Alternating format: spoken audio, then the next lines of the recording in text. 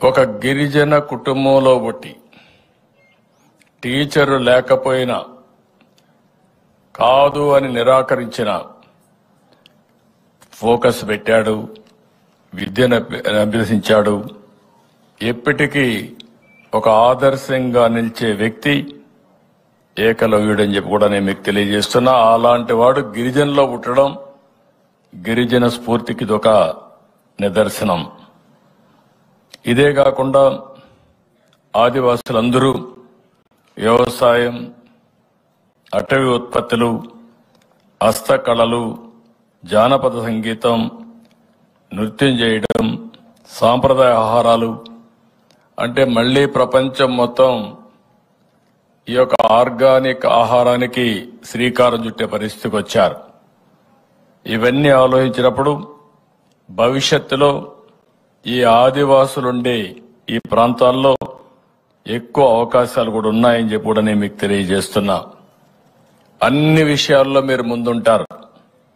మిమ్మల్ని చూస్తే భారతదేశ స్వాతంత్ర ఉద్యమంలో పెద్ద ఎత్తున పోరాడారు.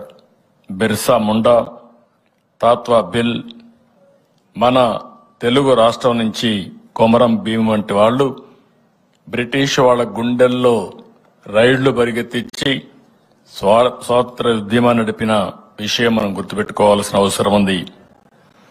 అదే మరిగా అల్లూరి సీతారామరాజు గిరిజన ప్రాంతంలో మీ అండతో, మీ సహకారంతో అక్కడుండి బ్రిటిష్ వాళ్ళ ఆధిపత్యాన్ని ఎట్టి పరిస్థితుల్లో అంతం చేయాలనే ఉద్దేశంతో పోరాడాడు, ప్రాణత్యాగం చేశాడు.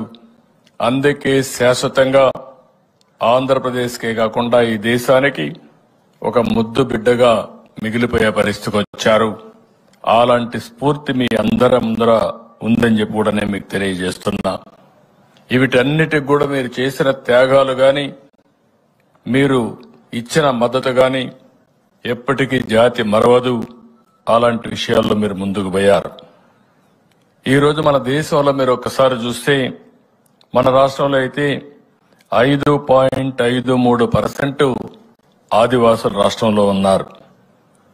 దేశం మొత్తం 10,42,00,000 మంది గిరిజనులున్నారు.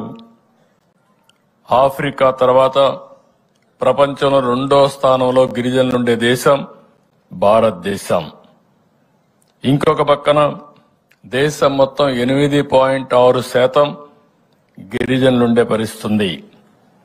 2011 జనాభాల లెక్క ప్రకారం మన రాష్ట్రంలో మనం చూస్తే 27,39,000 మంది ఆదివాసులు ఈ రాష్ట్రంలో ఉన్నారు. అంటే 5.53%. ఇవి కూడా 34 షెడ్యూల్ తెగలున్నాయి. 1-2 కాకుండా 34 ఉండే పరిస్థితి. అయితే మొత్తం 6,45,000 ఎస్టీ కుటుంబాలున్నాయి.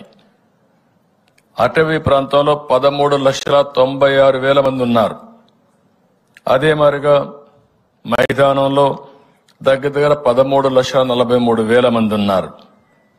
ఈరోజు మొత్తం చూస్తే అల్లూరి సీతారామరాజు, పార్వతీపురం మన్యం, విజయనగరం, ఏలూరు, అనకాపల్లి ఇలాంటి జిల్లాల్లో 36 మండలాల్లో 3,512 రెవెన్యూ గ్రామాలు